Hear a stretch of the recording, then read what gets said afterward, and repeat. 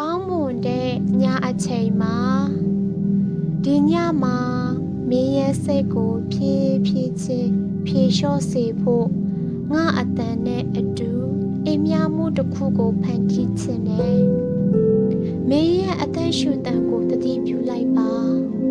မင်းရှိနေတဲ့နေရာကနေ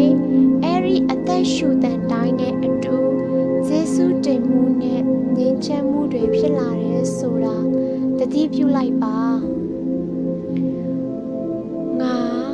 ယနေ့အတွက်ယေရှုတင်တယ်ငါပင်ပန်းမှုတွေကိုပါလက်ခံတက်လို့ယေရှုတင်တယ်ငါကိုငါယနေ့အထိထိမ့်သိမ်းနိုင်တဲ့အတွက်ယေရှုတင်တယ်ငါရဲ့အတွေးတွေနဲ့စိတ်ခံစားမှုတွေကိုနားလည်ပြီးတဲ့အတွက်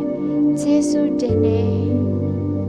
ငါအနားယူဖို့ချမ်းသာမှုရှိနေတယ်ဆိုတာငါသိတယ်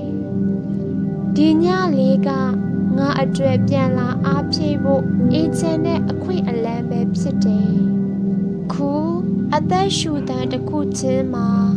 ငါရဲ့စိတ်ကိုပြန်လဲစုစည်းနေတယ်ရှူထုတ်လိုက်တဲ့အခါမှာပင်ပန်းမှုတွေပြေလျှော့လိုက်ပါပြီရှူသွင်းလိုက်တဲ့အခါမှာငြိမ်ငြိမ်ချမ်းချမ်းနဲ့ဖြစ်လာတယ်ငါယနေ့မှာလုံနိုင်သမျှကိုပြီးမြောက်အောင်လုံနိုင်ခဲ့ပြီးပြီအနားယူဖို့အချိန်ဖြစ်ပြီးငါထက်တလဲလဲစူးစမ်းဖို့မနှက်ဖြန်မှာစဉ်းစားမဲ့အစားယခုတခဏမှာအေးချမ်းမှုကိုခံစားမယ်ငါယနေ့အတွက်ယေရှုတင်တယ်ငါအေးစစ်စစ်ဖြစ်နေပြီငါအသက်ရှူတိုင်းမှာ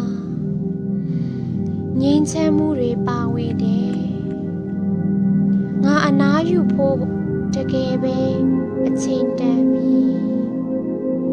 ငါစိတ်ထဲမှာအလင်းတက်လေးတွေရှိနေတယ်